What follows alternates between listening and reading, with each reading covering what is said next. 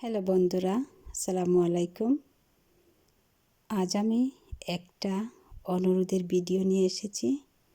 আমার অনেক বন্ধুরা আছেন, তারা আমাকে বলেছেন যে একটা চিকেন বিরিয়ানির ভিডিও তৈরি করার জন্য। আমার বিরিয়ানিটা তাদের নাকি অনেক পছন্দ হয়, তাই আজ একটা চিকেন বিরিয়ানি রান্না করব। আমি এখানে 6 কাপ চাউল নিয়েছি, রাইস কুকারের যে কাপ আছে এই কাপ দিয়ে। চালগুলো আমি ভালো করে ধুয়ে নিব যতক্ষণ পর্যন্ত না গোলাটে পানি শেষ হয়। আর এখানে আমি 6 কাপ চাউল নিয়েছি, আর 6 কাপ চাউলের মধ্যে আমি 6 কাপ আরও আধা কাপ পানি দিয়ে দিব। আর 2 টেবিল চামচ অয়েল দিয়ে দিব, তেল। আপনারা পছন্দ মতো যে কোনো তেলই ব্যবহার করতে পারেন। আর আমি এক সাইডে রেখে দেব রান্নার জন্য। এখন একটা ফ্রাইং প্যান নিয়েছি, যেটাতে আমি তেজপাতা, ডালচিনি, এলাচ দিয়ে তেলের মধ্যে দিয়ে দিলাম। আর সাথে আমি 1 টেবিল চামচ রসুনের পেস্ট, 1 টেবিল চামচ আদার পেস্ট দিয়ে ভালো করে নেড়ে নিব। আর আপনাদের পছন্দ মতো পেঁয়াজ দিতে পারেন, যেভাবে। যদি আপনার বিরিয়ানিটা শক্ত রাখতে চান, জোরে রাখতে চান, আপনি অল্প পেঁয়াজ ব্যবহার করতে পারেন। আমি আমার বিরিয়ানিটা একটু নরম রাখতে চাই, যেটা সফট রাখতে চাই, এজন্য আমি একটু বেশি করে পেঁয়াজ দিয়েছি। 4টা মাঝারি ধরনের পেঁয়াজ দিয়েছি। আপনারা চাইলে আপনাদের পছন্দ মতো ব্যবহার করতে পারেন। এখানে আমি মশলাটাকে কষিয়ে নিয়েছি। আর যেভাবে ইচ্ছা, আপনারা ব্রাউন করতে চাইলে করতে পারেন, না করতে চাইলে না করতে পারেন। আমি এখানে এখন 1 কেজি চিকেন ব্রেস্ট দিয়েছি। আমি টুকরা টুকরা করে নিয়েছিলাম। 1 কেজি চিকেন ব্রেস্ট দিয়েছি। ভালো করে নেড়ে আমি 4 থেকে 5 মিনিটের জন্য রান্না করব। তারপর চলে আসলাম। আমি এখানে 2টা টমেটো দিয়ে ভালো করে নেড়ে দিব।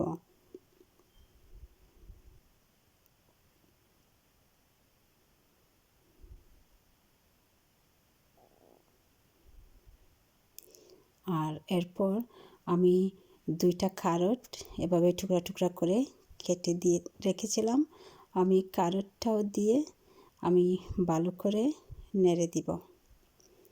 আপনাদের যেভাবে ইচ্ছা, আপনারা এই যে টমেটো ক্যারট চারও করতে পারেন, কিন্তু আমার এটা দিলে, টমেটো ক্যারট দিলে বিরিয়ানির টেস্টটা চমৎকার হয়।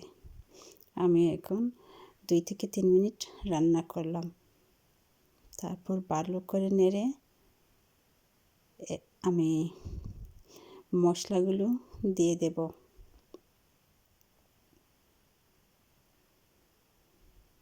এখানে আমি মরিচ দিয়েছি 1 টেবিল চামচ, আর আমি অল্প হলুদের গুঁড়া দিয়েছি। তারপর 1 টেবিল চামচ করিয়েন্ডার দিয়েছি, 1 টেবিল চামচ মিক্স পাউডার দিয়েছি, 1 টেবিল চামচ জিরা পাউডার দিয়েছি, আর 1 টেবিল চামচ পাপরিকা পাউডার দিয়েছি। দিয়ে আমি 2 থেকে 3 মিনিটের জন্য রান্না করলাম। তারপর শুধু আমি এখানে আধা কাপ পানি দেব, যাতে মশলাটা বেশি ড্রাই না হয় আর একটু সফট থাকে। আপনারা চাইলে 1 কাপ পানি দিতে পারেন। আমি এখানে আধা কাপ পানি দিয়েছি। তারপর এখানে আমি ক্যাপসিকাম অ্যাড করে দিব। আমি এখানে হলুদ আর লাল ক্যাপসিকাম অ্যাড করে দিলাম। আপনারা পছন্দ মতো অ্যাড করতে পারেন।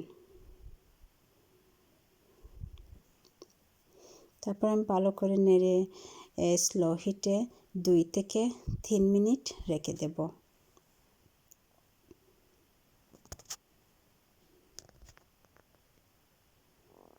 আর এদিকে আমি রাইস কুকারটা অন করে দিলাম। আর এখানে আমার চিকেনটাও রেডি হয়ে গেল, আর রাইস চাউলটাও আমার রেডি হয়ে গেল। এখন আমি আসলাম যে আমার বিরিয়ানির পাটে, আসল পাটে আমি একটা এই যে হাঁডি নিলাম। হাঁডিতে আমি প্রথমেই চিকেনগুলো ছড়িয়ে ছিটিয়ে দেব, তারপর অল্প কিছু কাঁচামরিচ দেব, আর ধনিয়া যেটাকে বাকর পাতা দিয়ে দিলাম, আর এই ভাতগুলি আমি উপরে দিয়ে দিলাম, যেভাবে আমরা ধরুন লেজানিয়া তৈরি করি ঠিক সেইভাবে। আর এখন আমি আরেকটা লেয়ার দিলাম, এভাবে সমান প্রথম লেয়ারের মতো আমি সবগুলো লেয়ার দিয়ে দিব।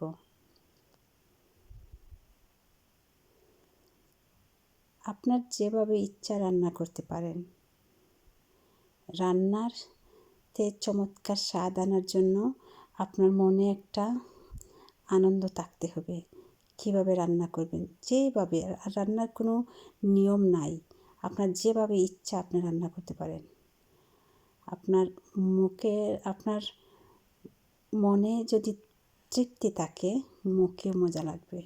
রান্নাটা যার যেভাবে ইচ্ছা করে নিলেই হলো।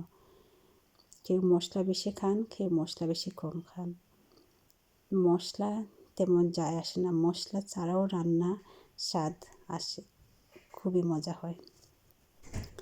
আমি ঠিক তদ্রূপভাবে চালিয়ে যাব।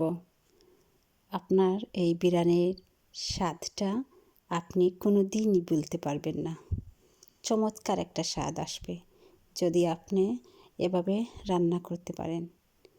যে কোনো সময় রান্না করতে পারবেন, এটা তেমন কোনো কঠিন কাজ নয়। কেউ কেউ মনে করেন পোলাও বিরিয়ানি রান্না করতে অনেক সময় লাগে, 3 দিন আগ থেকে নাকি প্রিপারেশন নেওয়া লাগে, কিন্তু আমার কাছে এটা সব থেকে সহজ একটা কাজ। আমি ঝটপট বানিয়ে ফেলতে পারি। আর এই সবগুলি একসাথে এইভাবে আপনি শেষ পর্যন্ত এভাবে লেয়ার দেওয়ার পর আপনি এইভাবে একটা নাড়ানি দিয়ে নেড়ে নিতে পারেন, আবার নাও নেড়ে নিতে পারেন। এভাবে নাড়ানি দিয়ে নেড়ে এক সুন্দর কালার আসে, আর না নাড়লেও হবে। আর যদি মনে করেন আপনাদের এখানে লবণ একটু অল্প হয়েছে, লবণ মিশিয়ে নিতে পারেন। আর এভাবে ভালো করে নেড়ে আপনারা 2 থেকে 3 মিনিটের জন্য অল্প আঁচে এই কুকারের উপর রেখে দিবেন। আমি ঢাকনা দিয়ে ঢেকে অল্প আঁচে রেখে দিলাম। ঝটপট তৈরি হয়ে গেল আপনাদের পছন্দের বিরিয়ানি। এখন আপনার পছন্দ মতো খেতে পারেন, যে কোনো সস দিয়ে অথবা চিকেন পাকোড়া দিয়ে খেতে পারেন। আমি এখানে চিকেন পাকোড়া নিয়েছি। ভালো থাকেন। এই পর্যন্ত। আল্লাহ হাফিজ।